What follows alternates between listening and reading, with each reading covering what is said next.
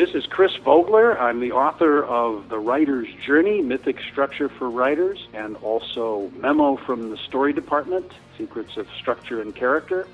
And you're listening to Genre-Tainment. Hi everyone, welcome to another episode of Genre-Tainment over here at sci-fi-pulse-radio.com.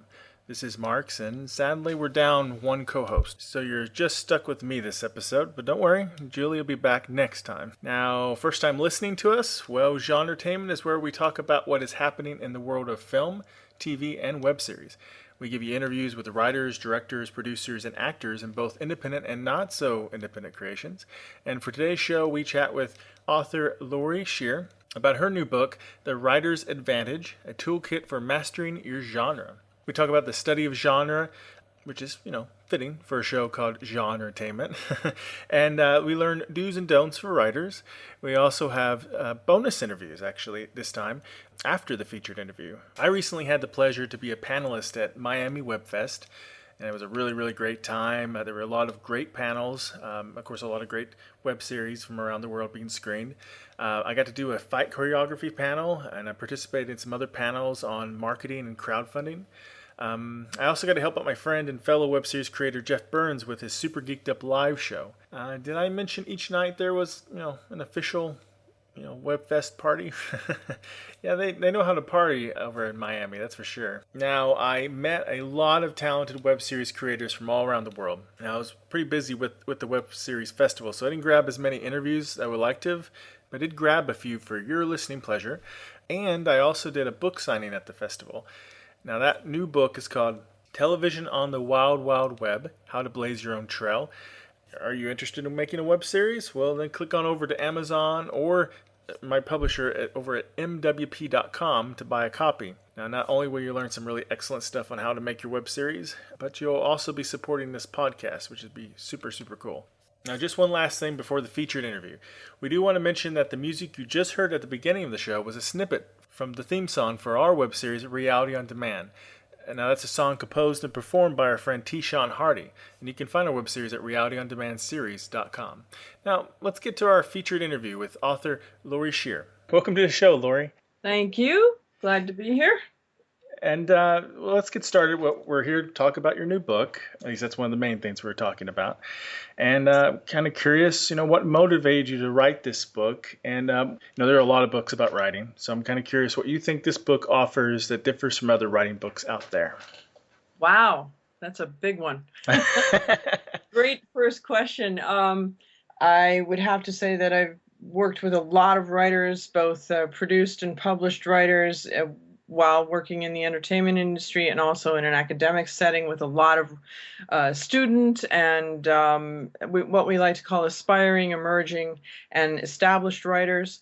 And all writers, I find, are not real certain about the history of their genre or what really makes their genre their genre. And so I found that I'd ask them questions, say they're writing a horror script, and I'd ask them about a particular aspect of their plot and say, well, have you seen, and then fill in the blank of whatever the particular movie was, and they would look at me like a deer in the headlights and have no idea. And this would be a fairly popular horror franchise or such, and that just started to dawn on me that writers don't know this. And also as a pitch coach for a lot of industry organizations, I would be helping people with their pitches, knowing and anticipating that executives would ask them those same questions. Do you know that your plot is similar to, and then fill in the blank? And I found that writers just do not know this. So I put together a writing method that will assist that writer in going about a way of knowing how and where the genre has been, and then how they can put their authentic spin on the genre. Mm-hmm. Yeah, I think that's great. I mean, as movies get older, as the history of movies becomes older, I've noticed that maybe it's my age, me getting older, I've noticed that younger filmmakers don't know certain movies that I think's like a classic film. So I think that's great to this book to encourage them to actually analyze their genre instead of just jumping into it and reinventing the wheel, sort of, I guess. Right. And thank you for saying that, because I'm obviously older than you are, and I appreciate that you're even recognizing that as those that are following and coming up behind you, that there's a lack of not knowing. Mhm. And that's not a great way to put together future content, I don't believe. Mhm. Mhm.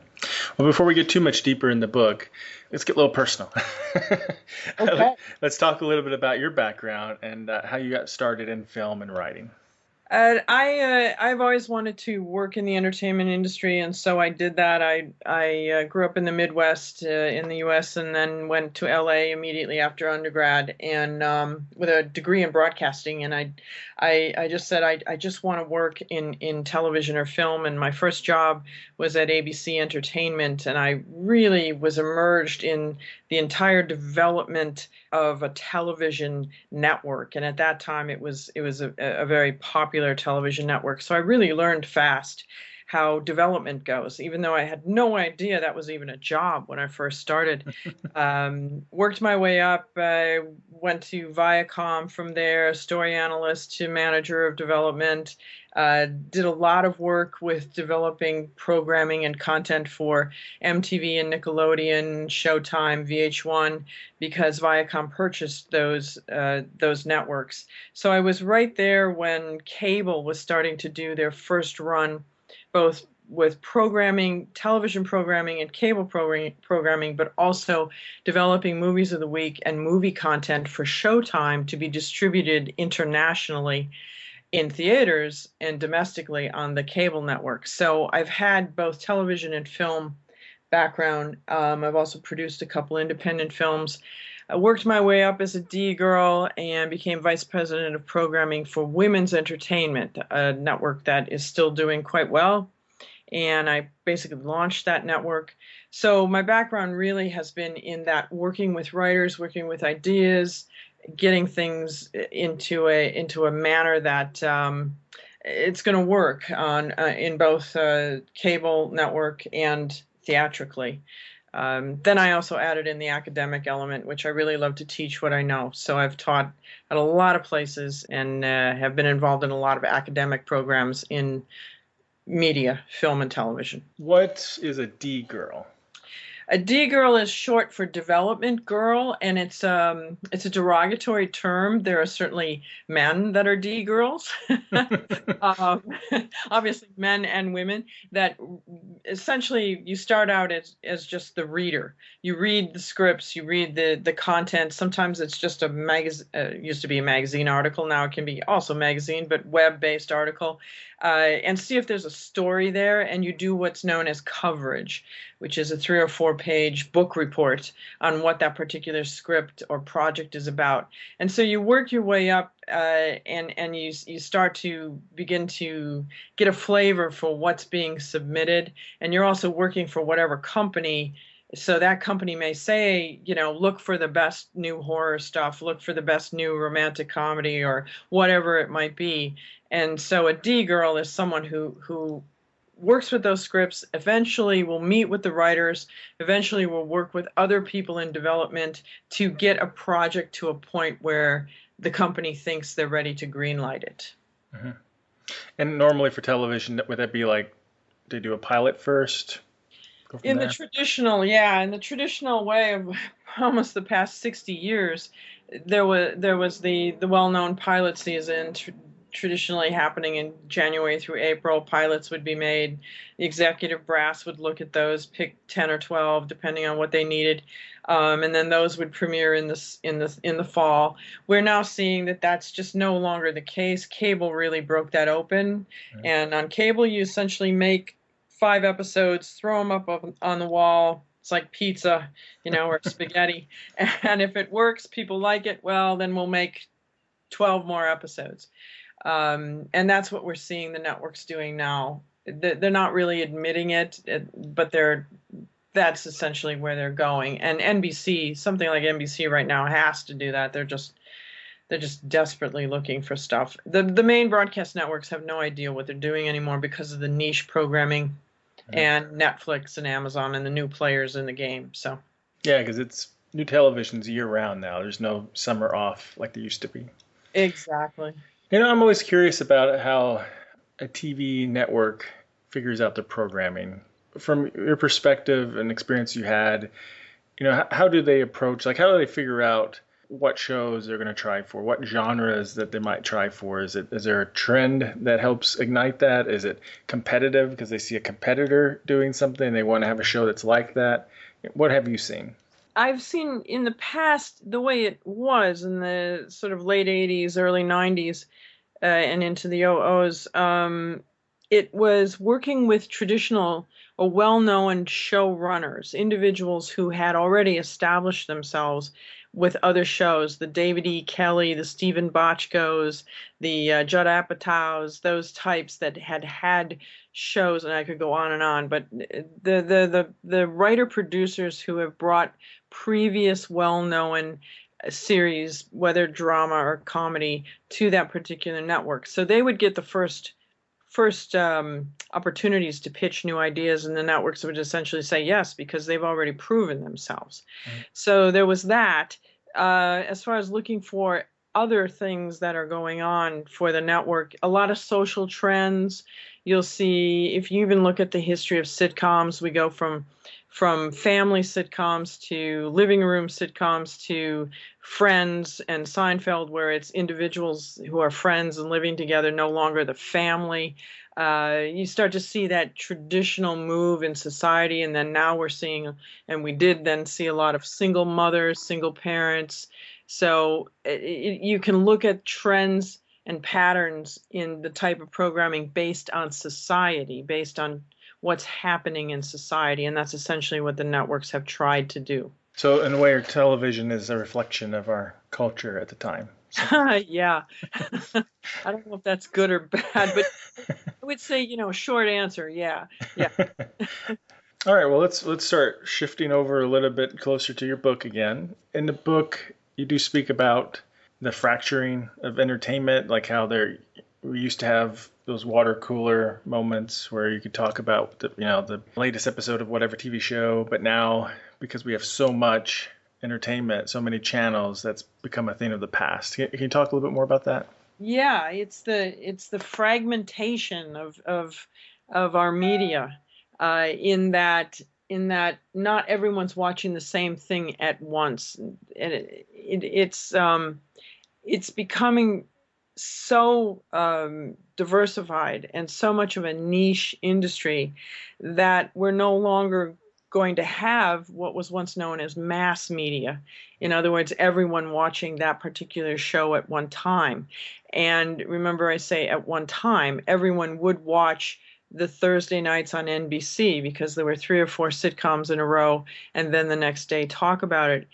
Because of our time shifting, our convenience, our availability of all of our handheld devices, we are able to watch anything all the time. So we no longer have mass media. We have this fragmentation of media where certain people are watching certain things at certain times and others at other times. So it's the snacking, which is just testing things for 10 minutes or even a half an hour, which is rather long in this arena, or the binging, where you sit down for the 13 hours and watch House of Cards, the first season or second season of a particular show on Netflix. So it's a very fascinating thing that we have between the snacking and the binging, and that crosses all generations.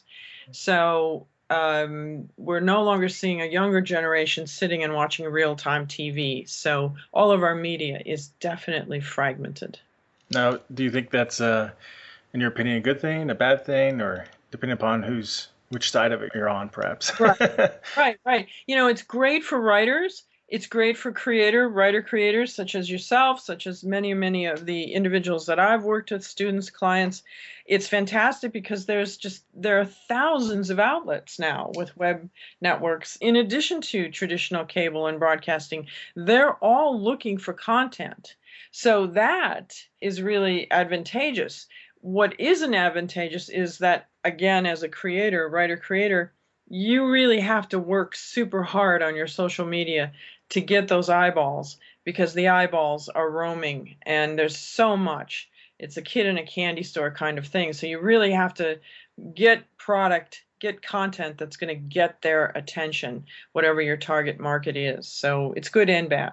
As you said, your book does talk a lot about genres and the study of genre. So I'm kind of curious, what's your favorite genre or genres, and why does it appeal to you?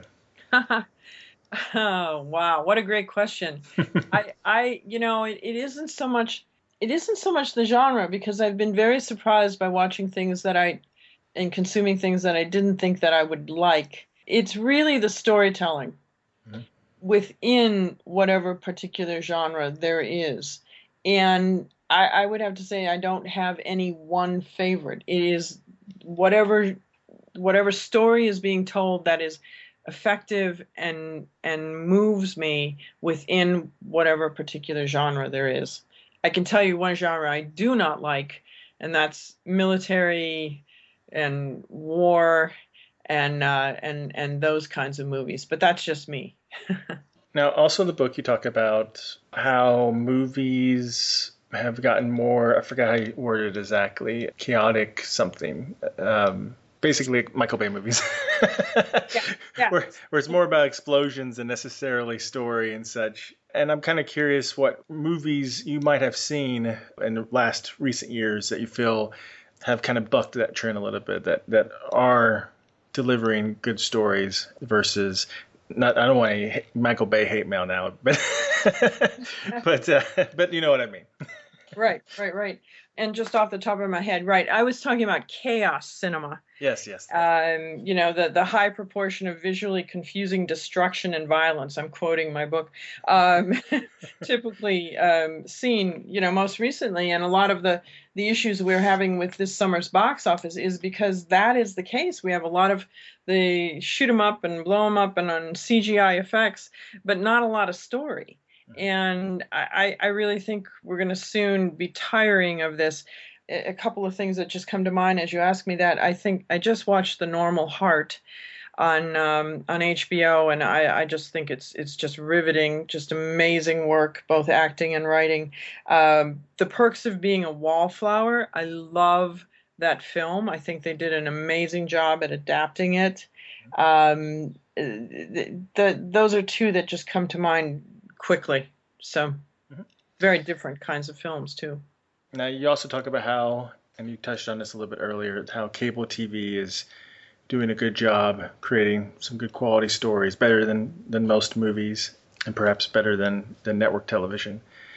What were some examples of some current cable TV shows that you think are really good examples of quality stories? Well, they're saying now, actually, I've just seen a couple articles that AMC has sort of broken the mold, both with their Breaking Bad and Mad Men. And I would have to say Mad Men for me is, and I know a lot of people complain, it's like watching paint dry. There's not a lot happening and it's more character driven, but it is just great. I just think it's fantastic, and it tends to be a good conversation starter, because most folks will say, "Are you crazy?" So I those two come to mind as far as really presenting things that are different and are helping cable raise the bar. I really think it's moved now to Netflix, though. Between House of Cards and Orange is the New Black, I really think Orange is the New Black really, in my opinion, has gone even farther than The Wire, which is just great. It's compelling. You cannot not watch it. So I think it's even shifted from cable to now Netflix. Mm-hmm. I know Netflix has said before they're trying to become basically the next HBO in a way. Yes. And of course, HBO is trying to stop that. Of course. And, they're doing great. I mean, Game of Thrones, come on, Girls. I mean, those are all fantastic pieces of work. Mm-hmm. And again, this golden age of writing for television-based content, I think we're in the second golden age, some people have said, and I really think it's true, because most writers, if they really are really dedicated writers and love to develop their characters, they're going to have more time to do that within those 13 episode series arcs and 4 or 5 seasons versus the 1 or 2 films and then the franchise the prequels and sequels of those films. You can just explore more with the cable or the Netflix model. Are you at all disappointed or perhaps not that maybe something like Netflix that doesn't have time limits or a built-in scheduling block calendar like network does for advertising and their different quarters and stuff, that they still kind of stick to kind of the same kind of time format that 1 hour TV shows usually are? Do you think it would be interesting if they experiment with that more, or do you think that's wise because everyone's kind of used to it? Really good question. I think it's right now it's wise because everyone's used to it. However, if you look at European television, and one miniseries comes to mind, very old now, it's sort of like from the 80s or 90s, called Berlin Alexanderplatz. People would tune in, German television, they'd tune in at whatever the time was, 8 o'clock on a particular night, but it might be only 20 minutes. And then the next week, it might be 2 hours. And the next week, an hour. The next week, a half hour. One never knew what it was going to be, but you would tune in to see because you were so wrapped up in the story. So I think once we in America, we're used to the everything being tied up within that 48 minutes of an hour show. And it's going to take a while to get out of that, but I think Netflix should definitely, and Amazon and Yahoo and all the others should definitely test that. I think it eventually will work, especially with short attention spans and especially with web series becoming much, much more on the scene and more quality-driven web series. Okay, so your book's packed with tons of tips for writers. I was wondering if maybe you'd share one of those tips on the podcast. I think one should, actually, I'm not sure if this is in the book, but I think one should definitely take a look at, this is in the book, definitely take a look at the traits of the genre that you're writing within and really, really study that. And by traits, I mean, if you're writing a vampire story, then most vampire stories have the where a vampire usually sleeps in a coffin or a haunted house of some sort. They can be driven away by garlic or crosses. They generally tend to feed on human blood, etc., etc. There's certain things that happen within that type of story. Because once you master those traits, you can then add something to it to make the story better, or to put your own brand on that story, just as Stephanie Meyer did with vampires that suddenly had this unrequited love, and they were also available and could be seen in daylight, which interestingly enough, we now see True Blood and Vampire Chronicles. All of these current vampires now can come out in the day. Previously, they would be sleeping at the sunrise. So that's something new, some new trait that they brought to the genre, which I think is exciting, and I want to challenge all writers to do that. And that puts your own authentic stamp on the genre. I'm just glad that Twilight vampires are the only ones that glitter or sparkle. Well, that too, yeah. And when I do presentations and in my classes, I say, well, there could be a vampire among us right now, you know. And another vampire, new one, I don't know if you've seen it, but The Strain from Del Toro. Yes. Takes a unique take on it. So yes, which is fantastic. I that is what I want to see. As you've seen in the book, the prequels, sequels, reboots, and remakes, we've had enough. I know there's authentic storytelling out there. I know every writer has their version of their genre to give us, and that's what I want to encourage. Mm-hmm. Is there any other projects that you're working on, you have coming up in the near future? Right now, I'm really concentrating on getting this book out there because it is something that I have not seen being taught on an academic level or within the general public.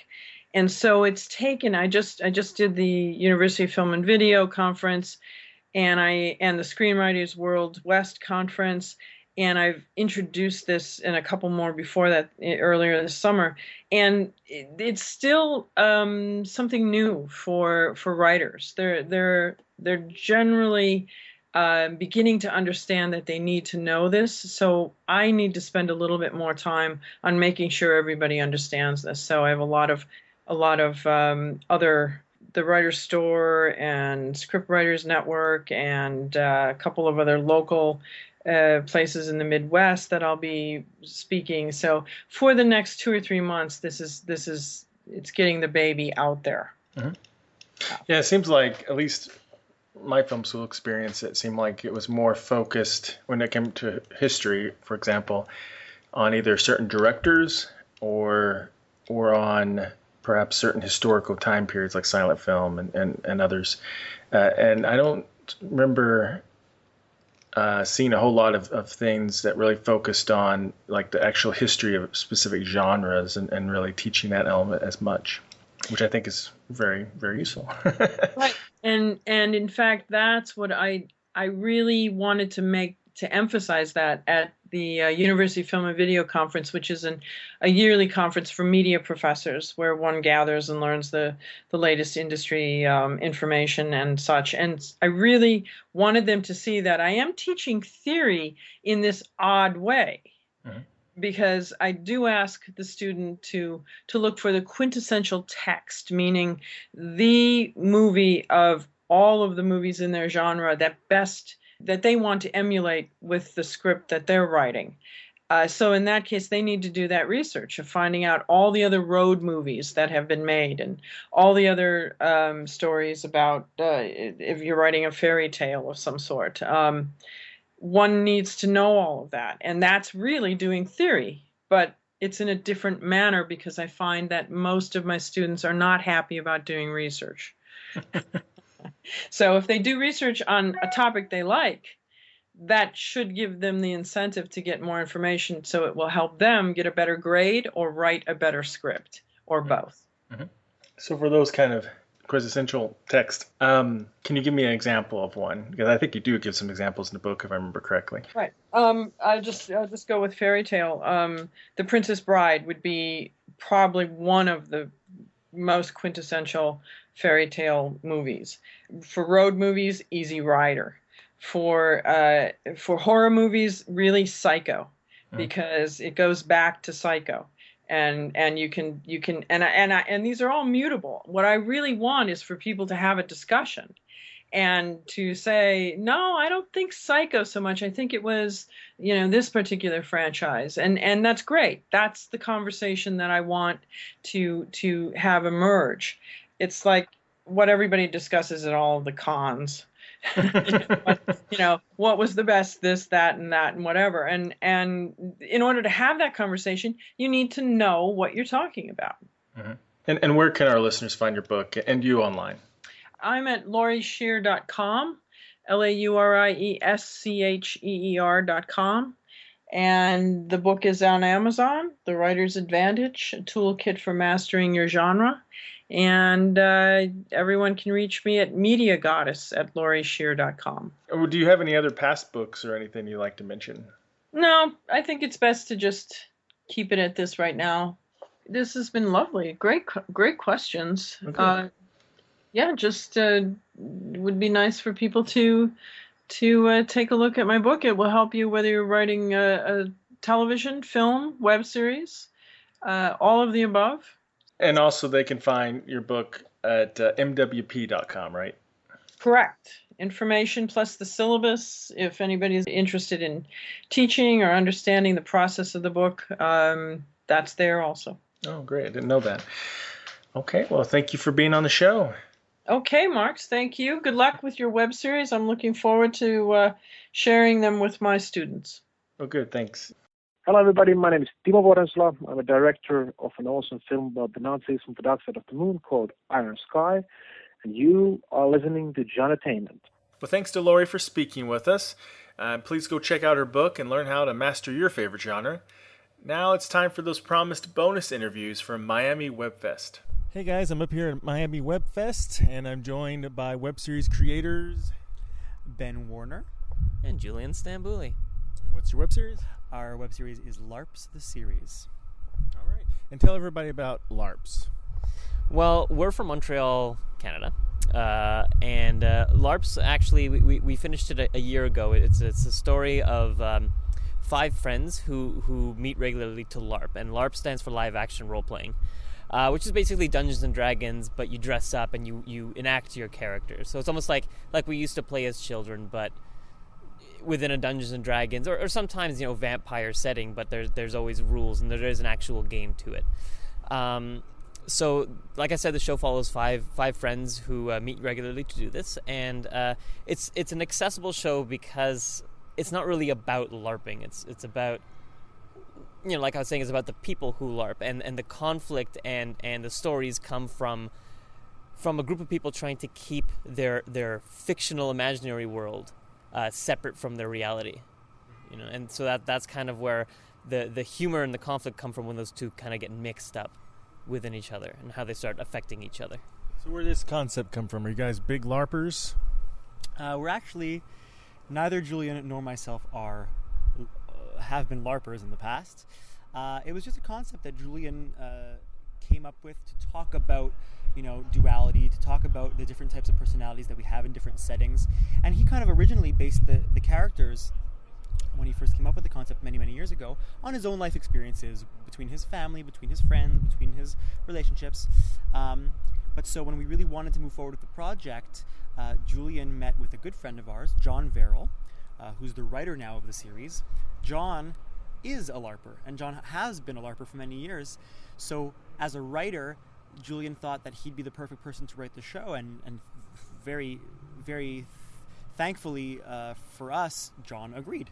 So John wrote the show, Julian directed the show, I produced the show, and that's kind of how it came to be, I guess. So have you guys done some LARPing since then? What's great, actually, is that right before we started shooting, maybe 2 weeks before shooting, John, rightfully so, wanting all of us to have experience within LARPing so that we can properly understand and the actors can properly understand what they're embarking on as characters, he actually designed a 1 hour, what's called a one-shot LARP for the entire cast and crew. And so, well, most of the cast and crew, I should say. Most of the cast. The core team. Cast, yeah. And we all met up in a park, and he brought a bunch of foam swords and a bunch of, little bean bags for us to whip at each other, and he took us through a story. I think it was about like Americans and Russians meeting on a space shuttle or something like that. It was a lot of fun, and after that first 5 minutes of us all being very aware that everyone in the park was watching us, once we got past that, it was like childhood again, and I think that helped us color the direction of the show when we actually starting the shooting. That's awesome. Who are your characters? Well, the characters are, I'll be very brief. The characters are Arthur, an office drone who loves to LARP and play a different character. Brittany, a theater student who loves to act out different roles when she LARPs. Will, a barista at a coffee shop who likes to LARP just to hang out and play with his friends. Shane, who's the new addition to the group, the new member of the group, who does have some mysteries surrounding her. That's all I'll say for those of you who haven't yet watched the series, larptheseries.com. And finally, rounding out the cast is Evan, played by our writer, John Verrill, who's the game master, the one who kind of referees and helps to narrate the story of the characters in the game. One thing we really wanted to explore is the fact that everyone stereotypes this subculture, and a lot of geek subcultures, and they stereotype the kind of people who maybe participated in it. But one thing we really wanted to pay respect to is the different array of people who would game and why they would game. So whereas one person is using the game to kind of explore a more confident side of herself, on the other hand, you've got the character Will, who just does it to game around with friends, and it's just like it's a lot of fun. And then you have someone else who just needs to be an escapist. He loves that idea of a fantasy world because he hates his job, and so there are more extremes. But then, just like in real life, there's people who just want to game because they want to be with their friends and they want to have some fun and they want to whack each other with swords. Who wouldn't want to whack Ben with a foam sword? It's true. I'm very whackable. And how many episodes are out? So for the first season, we released 10 episodes and one, let's call it a teaser episode, which we like to call our episode 0. So the show ranges from episode 0 to episode 10. I guess that's kind of 11 episodes in total. Episode 0 is 3 minutes in length. The longest of the episodes, somewhere in the late kind of stages of the season, is about 7 minutes in length. So in that kind of 4-minute range of potential times, that's how long the series kind of is. The whole season clocks in at 63 minutes. It's very bingeable. Okay, great. And where can people find you online? Again, you can find us on our website at www.larpstheseries.com. And at any social media site, just add /LARPS the series. Facebook /LARPS the series, Vine /LARPS the series, Twitter /LARPS the series, anything. And on Twitter we are at LARPS the series, all one word. Yeah, very easy. Google LARPS the series, you'll find us on the first 7 pages or so. Yeah. All right, thanks guys. Cheers, thanks Marks. Hey guys, still here in Miami Web Fest, and I'm joined by Leah Rifkin. I'm the executive producer and director of Out of Frame. So tell us a little bit about Out of Frame. Well, Out of Frame is an edutainment web series for tweens. I want to say kids, but they're not really kids. It's 12 to 17-year-olds. And each week we talk about a different person in the media who has had some sort of significant impact on the industry. So whether they're a writer or a producer or director or actor, we're going to get into other kinds of people in later seasons. But we talk about their personal life, and then we sort of draw parallels between their personal life and their work. And there's a disembodied voice named Buff, and he sort of interacts with the host, and it's edutainment, so it's a mix between some fun comedy and information. Yeah, and the episode that we saw earlier today, it was screened, had Jane Espenson. So how do you pick who you're going to cover for each episode? Well, it's kind of done randomly. When I was working with the co-creator of the show, we sort of just decided we wanted a good mix of people. So we wanted a mix between females and males. We wanted, different actors, writers. We wanted to make sure we covered a spectrum. So we weren't really sort of hell-bent on certain people, but we kind of, each of us had our insights into who we wanted to cover. My personal addition, I guess, to the list was Mary Pickford. I thought that she was a really important person to talk about in the first season because she was highly influential in the beginnings of the film and television industry with, the age of Charlie Chaplin and all that. So she was one person that I really wanted to cover, which we did. But the whole list was kind of more of a collaborative, people would just sort of give their thoughts on who they thought would be good to cover, and we narrowed it down to 10 people. Great. And you're filming up in Toronto? Yes, yeah. First season we were using just a family member of mine had an office space, so it was big enough to sort of put up a backdrop and some lights and some equipment, so we shot there. But season 2 we were in a studio, but it's all in Toronto. How many episodes per season? It's 10, and season 2 is also 10, but I'm considering doing more for consecutive seasons. And when will we see season 3? Season 2 hasn't come out yet, so when are we going to see that? Season 2 will probably be launched early November, late October. Don't have an exact date yet. Probably the first or second week of November is my guess. And season 3, I'm going to guess, is probably going to be sometime in 2015 because I haven't even thought about season 3 yet. This was your first venture in web series, is that right? Yes. I've done, shorts and some other small things, but it was kind of the first legitimate production that required a lot of organization and planning and writing and collaboration with a lot of people. So it was a great learning experience, and from season 1 to season 2, we've learned a lot in terms of process and how to do things more organized and more efficiently kind of things. So we've made a lot of changes for season 2 and added a lot of things because of our mistakes from season 1. But yeah, it's been just a process of learning for me, really, and I can't ask for anything more. So talking about learning from mistakes, is there a tip you would give somebody out there who wants to do a web series, something to watch out for so they don't make that mistake? Well, if anyone wants to get into production, they should know that shit hits the fan at some point. something's going to go wrong on set, whether it's people showing up late, whether it's them not knowing their lines, not being prepared, whatever it may be. I think it's just a matter of, if you're, like, for example, I'm the producer, so if that person is the producer, they need to take responsibility and just deal with it. And I think thinking on your feet is really important, so learning how to solve a problem very quickly, because you don't want to waste an hour trying to find a solution to the problem. It's like, you just have to make a decision. And I've learned that I didn't do it so much in season 1, but for season 2, I made sure that whenever there was a hitch on set, I would always be quick to make a decision, just so that we can move forward, because time is money. Time is really money. And where can people find you online? Well, they can find Out of Frame online in several places, but the YouTube link is youtube.com/Out of Frame series, but we're also on Blip TV and now on Battery Pop as well. Okay, great. Well, thank you. Thank you.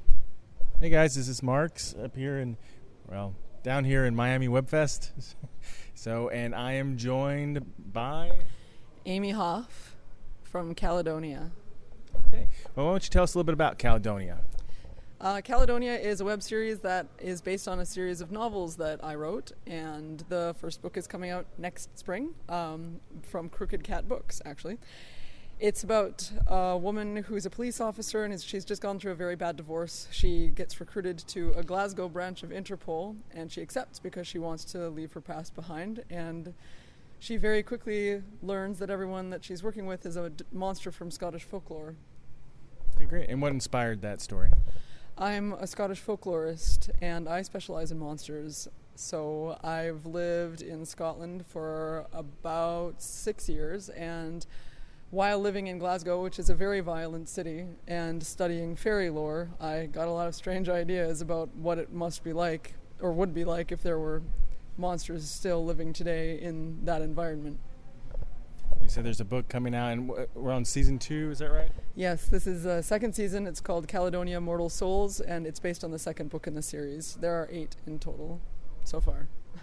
And how do you judge, what you're going to use folklore-wise? Like, there's a character, hopefully I'm not giving away anything, like there's a phoenix that might be a little different than what people expect for a phoenix. How do you, if you can give us an example of how you came about those creative decisions? Well, the phoenix is actually a Middle Eastern folkloric monster, but that's why it's an Interpol, because there are other monsters from around the world. I choose different monsters because I think something about them is interesting, or because I wanted to do, in this particular case, I wanted to have a positive Muslim female character. And the girl that helped me write the character, because I wanted the background and I wanted to make sure everything was as accurate as possible, I had said to her, what do you think would be a good monster for this character to be? And we talked about a few different things, and then I said, well, what about a phoenix? And she said, that's really strange, because that's a character that I play when I role play. Every single time that I do it, I'm always a phoenix. And I said, let's do that. So a lot of it comes from, because I do a lot of, it's not so much collaboration, but just consulting different people, because I really want there to be a lot of variety. As far as the Scottish monsters, I tend to choose the ones that I really love. Like Selkies are my personal favorite monster in the world ever. So, is there a monster you haven't had yet that you really would like to have in the future? I don't want to give anything away from the next books. Can you tell us what culture it's from? No, I just don't want to. I don't want to get. I don't want to get too. How about this? Is there a monster that you have no plans of using currently, but you would like to someday if you can figure it out? Well, there is a monster that's in the show that I'm hoping to have in it. It's only been referenced once, which is unicorns. But when they talk about unicorns, they're talking about who might be doing the serial killing in the first series, in the first season. And Dorian says to Leah, she says, do you have any suspects? And he says, do you mean besides the unicorns? And she says, what? And he goes, well, their natural food source is kind of depleted, virgins. So the unicorns are actually extremely violent, terrifying things that feed on virgins. And I want to have them in the show, but we haven't done that yet. That's cool. That's what I would like to do. So Dorian Gray's in there. So, Dorian Gray's from a classic, story. I was wondering why you decided to make him like a fairy. In the story, it's the other way around. He inspired the novel. He met Oscar Wilde, and he was kind of a playboy and a drug addict before he became taken and sort of settled down in the Selkie sense. And when and they met, Oscar Wilde and Dorian Gray, one day in a cafe, and they were drinking together, and they had this conversation about what would it be like if a man was beautiful and immortal and never aged, and what kind of things would this man do? And because Dorian, of course, has already had that experience, talked to him about it, and then the last thing, there's a journal entry where he's writing about this, and then he says, "I wonder if anything will come of this conversation from the one day I met Oscar Wilde."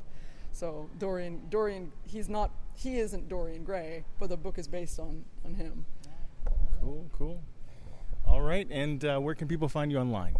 We are at www.caledoniaseries.co.uk, and Twitter handle is @CaledoniaSeries.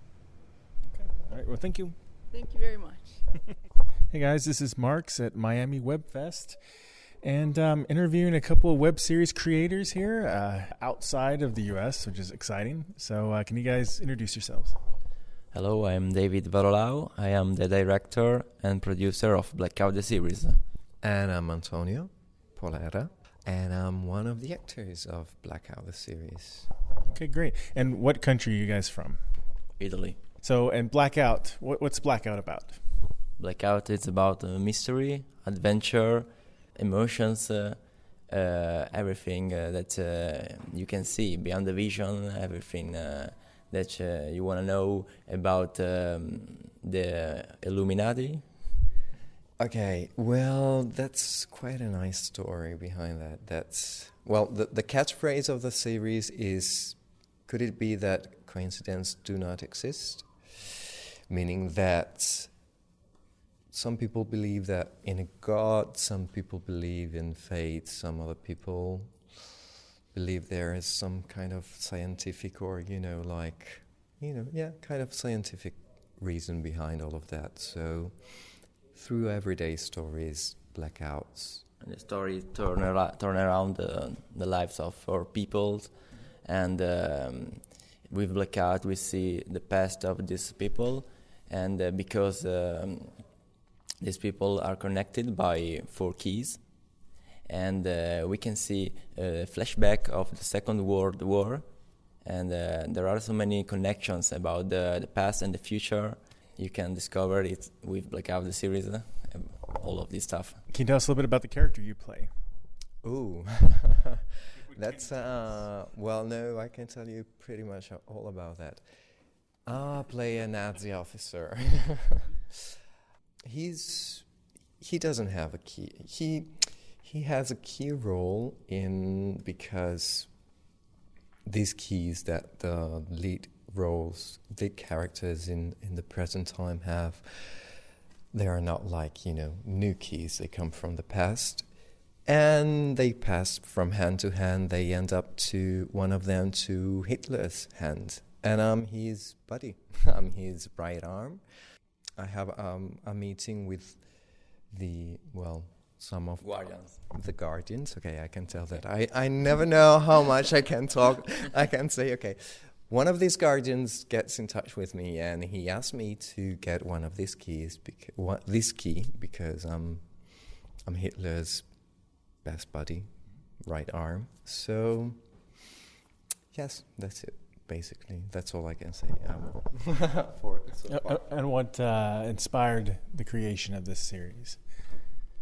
Everything about the mystery, because I like to tell a story of the life of the people, and because I love the mystery. I love everything that you can know about the other life from the other world, from the universe, and I believe in the forza dell'universo, come si può dire? Force of universe. The strength, the force of universe. And just Blackout for me was an experiment to try my ability, to try my skills, and to grow in a better way, and to learn everything that I can learn. Where can people find you in the series? Blackout. Now in my website, www.triadproduction.at for now. But also on the Facebook, you can search Blackout the series, and on YouTube. Now there is only the trailer, not the series yet, but coming soon. Great. And one last question. So now that you've had this experience working on this series and web series, what tip would you give someone else who's first starting out in web series? Okay, the first thing is the idea. The most important thing, I think, is to think about what is the best idea that I can create a series, and what I can do the best with my equipment, with my actors. You have to think what you can do with your things. Don't try to do, I want to do an explosion. Okay, yeah, that's good. But if you can do, don't try this. I think that another thing is the passion. You have to do everything. You have to do the series with your volunteer, and believe in your dream, and do like your vision, like your way, because only you can see the images the right way. Like you can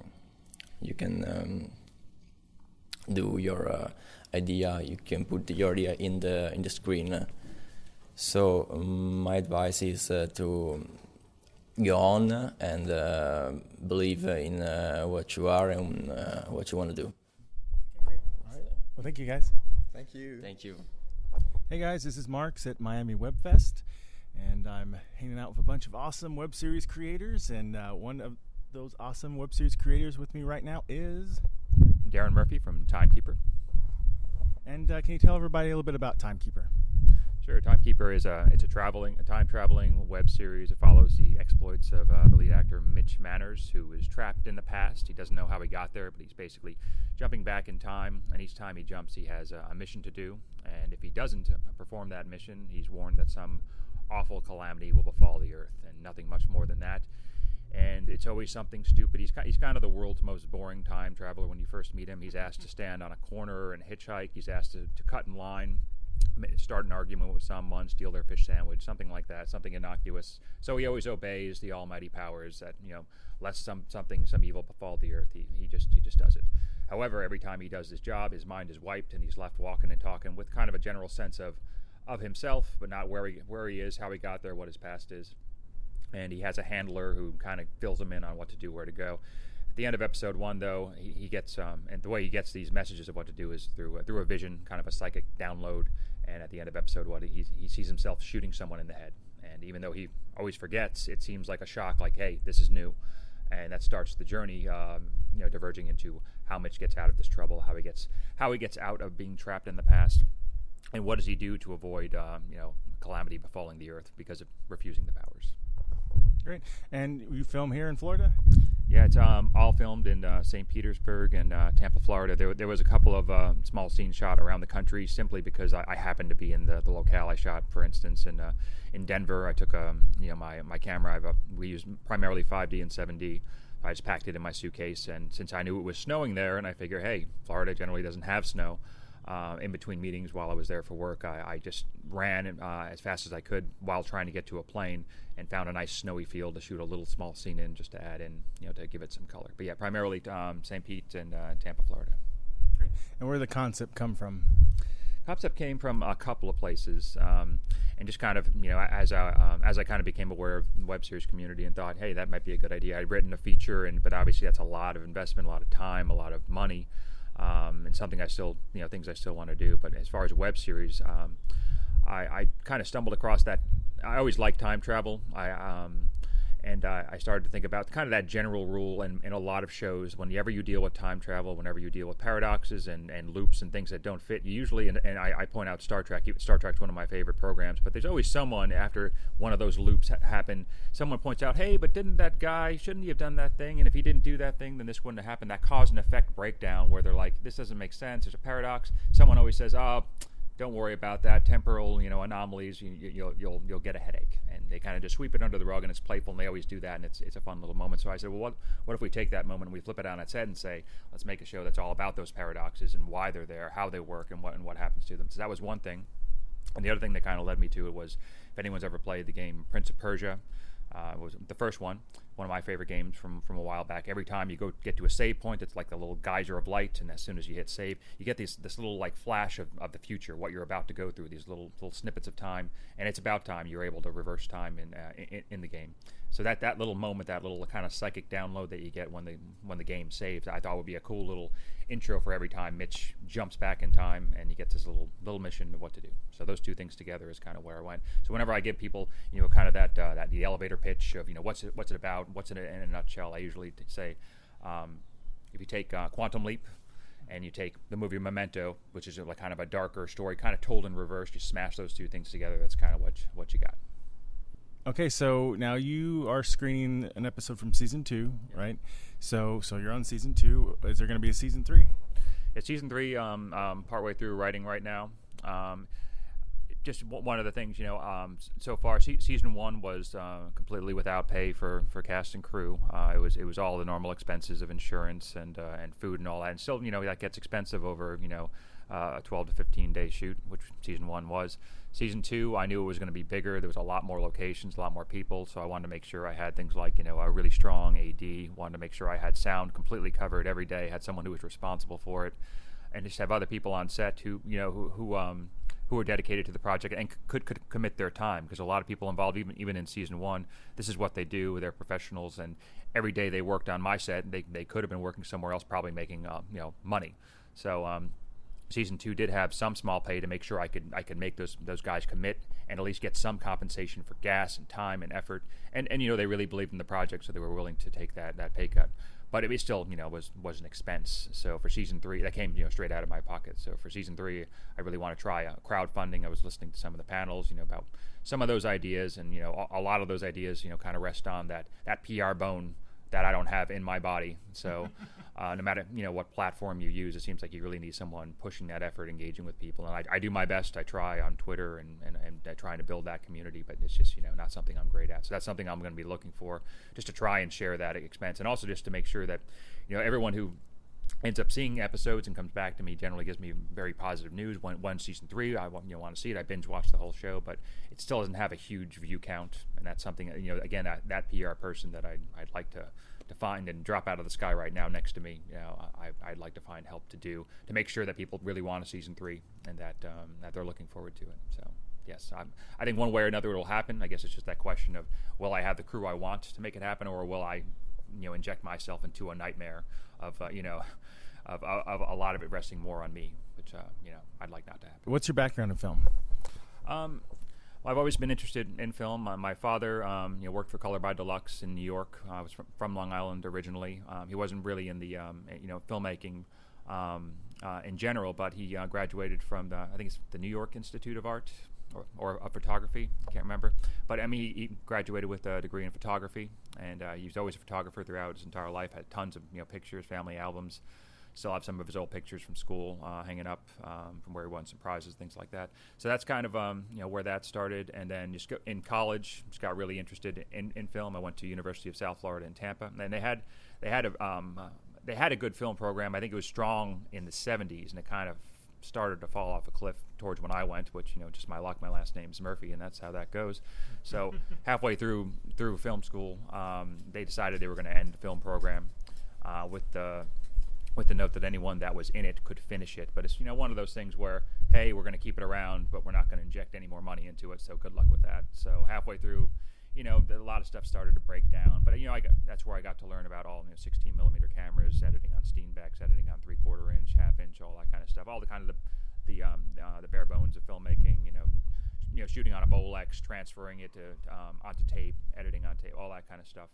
That's where I started that, and then I really just started working on projects. Like right at the end of my last course in that college was a directed study where I decided I was going to make a movie, an insane movie. On 16 millimeter, I actually decided I spent a lot of my money. I bought an Eclair ACL. Started buying rolls of 16 millimeter film. I decided black and white. Even that was expensive. I think black and white at that time I can get 400 feet for like, I want to say it was like $40 to $80, and processing was about the same. So I spent a huge, and it was a feature. I decided I was making a feature. It was going to happen, and it did end up happening. I didn't actually finish it that semester, but I kept shooting and shooting and shooting, and I still have probably about 20,000 feet worth of film sitting in my house still that I just can't throw out because it's just too painful. It's just sitting in these nice boxes, and it's I've never watched it since. It's a very boring film that it's hard to watch, but it was my first thing. The first thing I did, the first thing I decided I was going to finish and did, and then kind of from there found all those things you do as an initial filmmaker of, wow, that didn't work. What do I need to do, the next time? And kind of that progressive process of learning as you go. And now that you've done some web series, 2 seasons of your show, is there a tip, something you would give to someone who's going to do a web series, something to, like a mistake you made that you learned from to help them not make? So yes. I learned, specific to web series, not really filmmaking in general, was plenty to talk about there, but specific to web series, I've been told this and I've learned this, is just kind of knowing what you're going to do with it. It's kind of like that thing with, you have an idea for a film and say, hey, let's get a group together. We're going to submit it to a festival. Great. With a web series, with like the internet in general, you build something, you make it, and you stick it out there, and it's like, well, who's ready for it? And I've seen some other web series do this a lot better than I. Put out a trailer, a long time ahead, put out information a long time ahead, start gathering those followers even before there's a thing to look at. Start talking about it, start getting people interested so that when it is there's people waiting for it and wanting to see it, versus I did a little bit more the reverse. I did put out a trailer, but I was so eager to put it out while we were shooting, I think the season wasn't available for like a year. So keeping people interested with nothing there, is kind of a hard lesson to learn. And then just knowing who do you want to see this? What groups and where are they? Because trying to find that information after the fact is difficult. So I started going to a bunch of like sci-fi fantasy blog websites and started to post all that stuff, recently, trying just to get, anyone who might be looking for that kind of stuff. Obviously there's tons of Doctor Who fans out there who like time travel, things like that, trying to find all those forums now. All that kind of stuff would have been great to do at the start. And also just involving some people who have that PR bone, that marketing hat that they can wear, whether it's they do that full time or not. Just start finding those people ahead of time, having them become part of your team, I think is a great thing to do at the start. Versus like me, I'm trying to find that person now, and yeah, that's the difficult. It's all so. I think as far as the production, I think I learned a lot of lessons, had everything in place as far as having a team to build the thing, but then what to do with it, where should it go, what am I trying to get it to do? That's the part that lesson I'm learning now. Where can people find you online? Easiest way is through the main website for Timekeeper is timekeepershow.com. You can also follow me at Timekeeper Show on Twitter. On Facebook, it's facebook.com/timekeepershow. Yeah, that's probably the easiest way. Okay, great. Well, thank you. Thank you. Hi, this is John Badham from Saturday Night Fever and War Games, and you're listening to Genre-Tainment. Well, I hope you enjoy those web series creator bonus interviews. Please go check out their web series online. Now, before we go, I do want to remind you that you can keep track of us on our Genre-Tainment Facebook page. Also, my Twitter account, which is at Mr. Marks, it's MRMARX, or our website at GenreTainment.com. And of course, you can keep track of all the shows on Sci-Fi Pulse Radio by going to SciFiPulseRadio.com. So that's it for today's Genre-Tainment. We'll be back soon with all new guests from our favorite films, TV shows, novels, and web series. And Genre-Tainment is a production of Alien Jungle Bug Productions. Until next time.